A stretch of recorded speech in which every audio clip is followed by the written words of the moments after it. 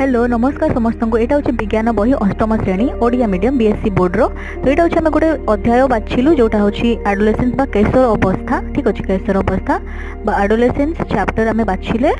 अच्छा तो यार आम बीएड रे बैचलर इन एजुकेशन रे आम किपरि गोटे शिक्षक किपरि लेसन प्लान करते देखा। ठीक अच्छे तो मुझे कैशोर अवस्था 114 पृष्ठा एवं 115 पृष्ठार अधा मु बाछिले ग्राफ जाए। ठीक अच्छे ये जाए तो मु 114 ये कंटेंटा मु गोटे लेसन प्लान तैयारी करी। ठीक अच्छे तो यहाँ हूँ मो लेसन प्लान कॉपी आउ ये देखो प्रत्येक यहाँ हूँ आम ऑब्जेक्टिव कौन यार आम पूर्वाजित ज्ञान कौन थी शिक्षण बिंदु कौन कौन कौन को पद्धति आम यूज कलु तो ये सब लेसन प्लान में लिखा जाए। डेट ये सब टाइम क्लास पिलांकर एज केते क्यों पीरियड आम नौ केते समय पे नौ।